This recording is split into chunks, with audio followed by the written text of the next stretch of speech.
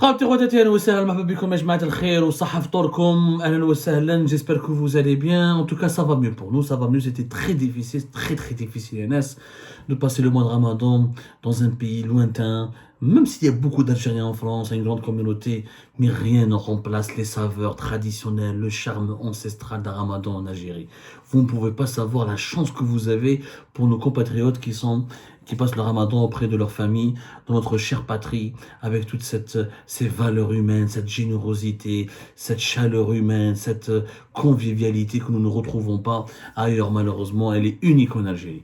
Nous allons parler aujourd'hui d'un sujet technique, mais nous allons vous expliquer pourquoi les élections présidentielles en Algérie, elles devraient se dérouler inévitablement et obligatoirement entre le 19 novembre et le 19 décembre 2024. En fait, on a beau spéculer sur est-ce qu'il y aura des élections présidentielles ou là, est-ce qu'il y aura est-ce qu'il y aura le scrutin présidentiel qui pourrait être annulé. En fait, la loi en Algérie, elle est claire.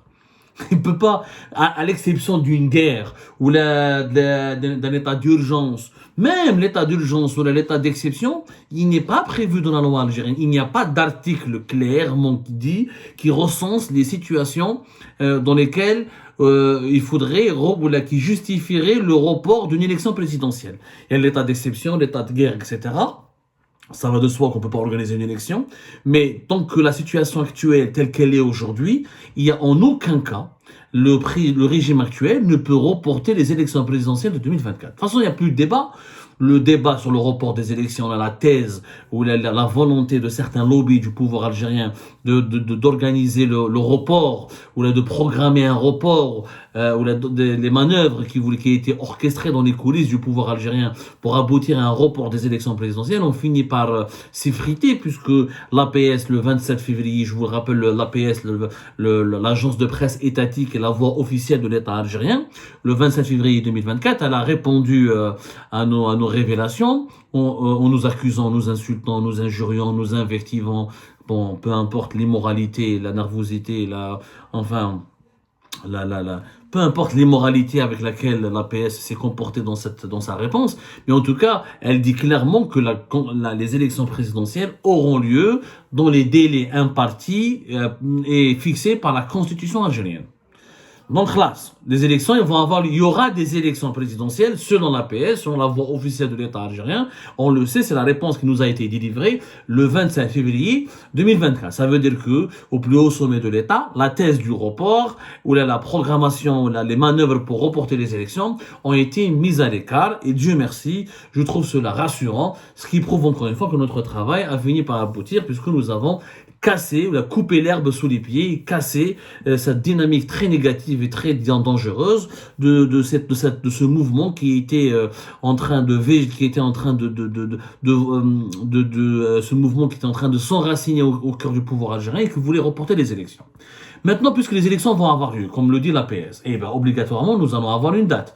Or, la date, il y a une loi en Algérie qui détermine l'organisation des élections présidentielles. C'est la fameuse ordonnance numéro 2101 du 10 mars 2021 portant loi organique du régime électoral. Elle est clairement précisée, cette ordonnance, encore une fois, elle précise clairement, c'est l'ordonnance numéro 2101 du 10 mars 2021 portant loi organique relative au régime électoral. Elle te dit, dans cette ordonnance, elle fait à 34 pages, vous pouvez la lire, elle explique les conditions d'organisation des différentes élections, soit un référendum, soit les élections législatives, soit les élections communales, les élections de wilaya, ou les élections locales, tout est précisé, toutes les modalités d'organisation des élections sont précisées dans cette loi. Que dit cette loi? Dans l'article 245, il est clairement précisé, les élections présidentielles ont lieu dans les 30 jours qui précèdent l'expiration du mandat du président de la République. L'article 245 dit clairement que les élections présidentielles ont lieu dans les 30 jours qui précèdent l'expiration du mandat du président de la République. C'est-à-dire que 30 jours avant, durant le dernier mois qui précède avant l'expiration du mandat du président, en l'occurrence Al-Majid Tebboune, il est là depuis le 19 décembre 2019, 19 décembre 2019, il a été intronisé, désigné à la tête de l'État. son mandat expire officiellement le 19 décembre 2024. Donc les élections devront être organisées entre le 19 novembre et le 19 décembre 2024. Logiquement, elles devront être organisées au moins 2 ou 3 semaines avant l'expiration du mandat. Pourquoi? Parce que la loi électorale, qui a des délais, il y a toute une série de mesures qui prévoient les délais nécessaires au cas où il faut organiser un deuxième tour. Mais avant de parler du deuxième tour, pourquoi? Il y a logiquement, si on applique les dispositions de cette ordonnance numéro 2101 du 10 mars 2021, qui est réellement la loi électorale en Algérie, si on applique les dispositions de la loi électorale en Algérie, les élections devraient avoir lieu fin novembre, même pas en décembre, pour laisser le temps éventuellement à l'organisation d'un deuxième tour, où là, pour déposer des recours au cas où les résultats de l'élection présidentielle doivent être contestés ou la réexaminés. Alors, mais avant de fixer la date du scrutin, qui doit être obligatoirement entre le 19 novembre et le 19 décembre, idéalement, si on veut appliquer les délais des recours d'un deuxième tour plus vers la fin novembre, mais la date des élections doit être annoncée 90 jours avant par le président de la République. Il y a l'article 246, il connaît que le corps électoral, on parle de convocation du corps électoral. Qu'est-ce que c'est que la convocation du corps électoral? C'est un décret présidentiel qui est signé par le chef de l'État, dans lequel il fixe la date du scrutin présidentiel et dans lequel il informe les Algériens que les élections auront lieu telle date. Et ce décret, il doit informer la population 90 jours, c'est énième, 90 jours avant la date du scrutin. Si le scrutin, par exemple, il est du 20 ou le 20 novembre, il doit le dire 3 mois avant. Donc, il faut qu'ils le disent à partir du mois d'août. S'il est programmé, si le scrutin il est par exemple le 12 décembre, il faut que le corps électoral soit convoqué avant le 12 septembre. Donc, tout est réglementé. Donc, 3 mois à l'avance, on doit savoir quelle sera la date précise du scrutin. Elle est claire. Bon. Si au premier tour, je crois que l'article ensuite 248, si au premier tour aucun candidat n'obtient la majorité absolue des suffrages exprimés, un deuxième tour est organisé. Sauf que pour organiser le deuxième tour en Algérie, c'est beaucoup plus compliqué que prévu. Parce que le deuxième tour, normalement, entre la date, je crois que l'article 257, la date du deuxième tour du scrutin est fixée 15 jours après la proclamation des résultats du premier tour par la Cour constitutionnelle. C'est-à-dire il faut attendre l'organisation du premier tour, il faudra attendre 3-4 jours le temps que l'autorité en Algérie, celui qui organise les élections depuis 2019, c'est l'ANI, c'est l'autorité nationale indépendante des élections. Mais c'est la Cour constitutionnelle qui valide les résultats. La Cour constitutionnelle, par exemple, elle peut statuer sur les recours qui sont introduits 3 jours après avoir proclamé les résultats. Il y a la proclamation des résultats qui commence par l'ANI, ensuite 48 heures ou la 72 heures après, c'est la Cour constitutionnelle. Plus exactement, celui qui doit proclamer les résultats des élections présidentielles en Algérie, c'est le président de l'autorité indépendante des élections. Il proclame les résultats provisoires 72 heures dans un délai maximum de 72 heures. Il y a 72 heures après la fin du scrutin, on doit avoir les résultats. Ensuite, ces résultats sont confirmés ou là infirmés par la Cour constitutionnelle. Il y a des recours. 48 heures après la proclamation du résultat, on peut faire recours. Ensuite, on a 72 heures, un délai final, pour que la Cour constitutionnelle statue sur les résultats et elle statue sur le recours, elle étudie les recours et elle proclame plutôt, ou elle valide les résultats définitifs. S'il faut qu'il y ait un deuxième tour, là, ce sera plus compliqué puisque l'article 257 de la loi électorale en Algérie, il te dit que la date du deuxième tour doit être fixée 15 jours après la proclamation des résultats du premier tour. C'est-à-dire, si on organise un premier tour le 19 novembre, il faudra attendre 72 heures pour avoir les résultats du premier tour, entre 72 heures maximum. Ensuite, 48 heures et 72 heures pour qu'il soit confirmé par la Cour constitutionnelle. Il faut dire donc une semaine. Il faudra donc attendre 15 jours. Il faudra attendre jusqu'à la mi-décembre pour pouvoir organiser un deuxième tour. Donc, on sera limite par rapport à l'expiration du mandat présidentiel qui est le 19 décembre. En tout état de cause, il faut qu'avant le 19 décembre, l'Algérie ait le nom de son nouveau président. ou un nouveau président, ou c'est le président actuel qui candidat à sa propre élection, mais ça ne veut pas dire qu'il va battre tout le monde dès le premier tour. Si on était dans une élection indépendante, bien sûr, et démocratique, il est possible qu'il y ait du suspense et qu'il y ait un deuxième tour. Le deuxième tour doit être organisé 15 jours après, et la durée maximale dans la loi, je trouve que la loi algérienne, de l'article 257, entre le premier tour et le deuxième tour, il ne faut pas qu'il y ait plus d'1 mois. Donc, la loi a été élaborée de sorte à ce que les 2 tours soient organisés pendant le dernier mois qui précède l'expiration du mandat présidentiel d'Abdelmadjid Tebboune. Donc, tout doit être fait entre le 19 novembre et avant le 19 décembre. Logiquement, le temps, il faudra que ça soit comme en 2019. Les élections doivent avoir lieu avant le 12 décembre. S'il n'y a pas de deuxième tour, dès le 19 décembre 2024, on aura les résultats et on aura donc la désignation et la cérémonie de désignation du nouveau chef d'État ou la reconduction de l'actuel chef d'État, selon les scénarios qui vont se profiler à l'horizon d'ici, selon les conclusions, selon les résultats, le déroulement de cette élection présidentielle. Donc, mais il n'y a plus de suspense en fait. Avant la convocation de corps électoral doit se faire fin août, début septembre, en grand maximum, et maximum à partir du 19 novembre, on est déjà dans une période d'organisation du scrutin présidentiel. Là, on est fin mars, on est mi-mars. D'ici la fin du mois de Ramadan, on sera déjà pratiquement dans l'ambiance de la campagne électorale, parce que la campagne électorale en Algérie, elle dure durant une vingtaine de jours. Ensuite, elle s'arrête pour pouvoir organiser. Elle s'arrête 3 jours avant. Normalement, la campagne électorale s'arrête 3 jours avant la date du scrutin. Donc, tout est encadré. Les textes existent. Mais les textes sont très sévères. Et c'est très difficile, en fait, de participer à une élection présidentielle en Algérie. Le plus grave, c'est ça. C'est que les élections, le jeu politique en Algérie, il est verrouillé. On a les conditions pour participer à une élection présidentielle. Ça va être très, très compliqué. C'est comme les conditions. Il faut savoir que pour devenir candidat aux élections présidentielles, il y a des conditions très sévères. Alors, c'est l'article 249.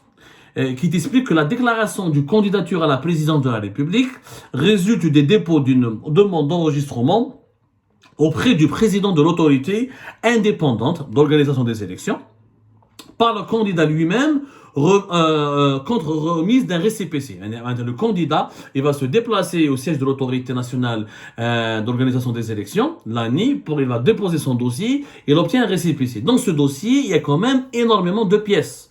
Alors, qu'est-ce qu'il faut faire ou qu'est-ce qu'il faut fournir comme dossier pour devenir président, pour devenir candidat aux élections, pour participer officiellement aux élections présidentielles en Algérie en tant que candidat. D'abord, une copie originale de l'acte de naissance, un certificat de nationalité algérienne, une déclaration sur l'honneur attestant que l'intéressé possède uniquement la nationalité algérienne d'origine et qui n'a jamais possédé aucune nationalité. Ça veut dire que les binationaux sont écartés. Il faut jamais, même si tu avais une autre nationalité et que tu as abandonné ta nationalité étrangère, tu ne peux pas, ta candidature sera invalidée. Il faut être algérien, uniquement algérien, durant toute sa vie. Il faut une déclaration sur l'honneur que l'intéressé est de confession musulmane. T'as pas le droit d'être chrétien, t'as pas le droit d'être juif ou d'être athée, il faut être musulman. Un extrait du casier judiciaire, une photographie du candidat, un certificat de nationalité algérienne d'origine du conjoint. Il faut que ta femme ou ton conjoint soit algérien, de nationalité algérienne, un certificat médical délivré par un médecin assermenté, une déclaration sur l'honneur que les conjoints jouissent uniquement de la nationalité algérienne. C'est-à-dire, si c'est un candidat, il faut que sa femme soit uniquement algérienne et elle n'a jamais possédé une nationalité étrangère. Si par exemple un Algérien, si quelqu'un veut être candidat aux élections présidentielles et que sa femme elle est binationale ou laquelle est d'origine étrangère, il ne pourra pas participer aux élections. Même si elle a abandonné par exemple sa nationalité étrangère, même si elle a abandonné sa deuxième nationalité, comme par exemple si elle est franco-algérienne, si elle abandonne la nationalité française, elle ne pourra pas permettre à son mari d'être candidat parce qu'elle a déjà possédé une autre nationalité. La loi algérienne interdit à la femme d'un candidat aux élections présidentielles d'avoir une deuxième nationalité. C'est très dur. Et là, on se pose des questions. Quel est le sens ? Moi, je suis candidat aux élections. Si ma femme, elle est d'origine, à la nationalité française. Ou allez, moi, je pourrais pas être candidat. Ou allez, en quoi aura le conflit d'intérêts? On la loi algérienne, vous dites non, si quelqu'un, par exemple, si une personnalité elle est élue président, et si le président et sa femme elle a la double nationalité, il y aura un risque de conflit d'intérêts au cas où les intérêts vont se heurter. Alors que nous avons vu des grands chefs d'État, ils ont des femmes d'origine étrangère, ou là, ils ont eu des épouses qui ont d'autres nationalités. Il n'y a pas eu de risque de violation de la souveraineté, il n'y a pas eu de conflit d'intérêts. Voilà, c'est pas parce que ma femme elle a une double nationalité ou elle a une nationalité française que je vais avantager les intérêts de la France. Ça n'a strictement aucun sens. De le monde multipolaire d'aujourd'hui, globalisé dans le monde moderne d'aujourd'hui, c'est pas parce que sa femme a possédé une nationalité étrangère ou la possède encore une nationalité étrangère qu'il y a forcément un risque de trahison. C'est très compliqué. Il y a les choses pour les conditions. En fait, pour être candidat aux élections présidentielles en Algérie, c'est réservé uniquement à une minorité. Parce qu'il faut pour réunir toutes les conditions, il faut être vraiment appartenir à une certaine catégorie. Zid. Et il faut un certificat de nationalité algérienne de l'origine de la mère. Il faut pas que ta mère soit d'origine étrangère. Il faut pas que ton père soit d'origine étrangère. C'est-à-dire que tu dois être algérien à 100% pure souche. Mais quand ton père, il faut pas que ton père soit étranger, il faut pas que ton père ait la nationalité étrangère. Regardez, il faut pas que ta mère ait la nationalité il faut pas que ta mère ait une nationalité étrangère. C'est quand même assez compliqué. Alors, une copie de la carte électorale du candidat, bon, une certificat de nationalité d'origine du père aussi, il faut que la mère ait aussi un certificat de nationalité algérienne, une déclaration sur l'honneur attestant la résidence exclusive en Algérie pendant 10 ans, sans interruption, précédant immédiatement le dépôt de la candidature. Et là, c'est un article encore plus compliqué. C'est la demande 13, c'est le point numéro, c'est l'exigence numéro 13. Il faut, pour être candidat aux élections présidentielles en Algérie, il faut avoir résidé pendant 13 ans sur le territoire national. Pendant 10 ans, pardon, sans interruption. Vous savez, moi, par exemple, comme je suis réfugié politique en France, si je rentre en Algérie, si je veux être candidat aux élections présidentielles, parce que tu as résidé sur le territoire français pendant 5 ans. Quelle est la logique? Un Algérien qui est établi à l'étranger et qui n'a pas une nationalité étrangère et qui n'a pas épousé une étrangère, par exemple, s'il veut revenir dans son pays, participer aux élections présidentielles, il ne le peut pas. Il ne peut pas parce qu'il ne réside pas sur le territoire national, parce qu'il a résidé à l'étranger. Ça, c'est une... Par exemple, vous voyez, il y a zéro lab. Et c'est pour ça que les élections en Algérie ne sont pas transparentes, ne sont pas régulières, parce qu'elles ne permettent pas la participation de plus d'un certain nombre de profils qui peut-être représentent les aspirations de la population. On peut trouver un bon dirigeant, mais il a vécu à l'étranger 5 ans. Il n'a pas été pendant 10 ans sur le territoire national. Ou allez, sur le territoire national. Est-ce qu'il est moins algérien que les autres? Est-ce qu'il faut, pour être algérien à 100%, pour être algérien digne de confiance, est-ce qu'il faut uniquement résider sur le territoire national pendant 10 ans sans interruption? Ça, c'est pas normal. Alors, il faut ensuite une déclaration publique pour le patrimoine mobilier, patrimoine financier, ça c'est normal. Une attestation, il faut dire qu'est-ce qu'on possède comme argent, comme maison, etc. Une attestation de participation à la révolution du 1er novembre 1954 pour les candidats qui sont nés avant juillet 1942. Ça, ce sera pas possible parce qu'avec l'âge, etc., avec la démographie algérienne, avec le temps qui passe, on ne pourra pas avoir forcément facilement des candidats qui sont nés avant 1942. On n'est pas des Highlanders. La condition, elle sera plus applicable. Parce que les générations, on est en 2020, 2024, prochaines élections seront en 2028, on ne pourra pas avoir la candidat aux élections. Même si en Algérie, vous allez me dire, tout n'est pas à l'abri d'une surprise. Bon.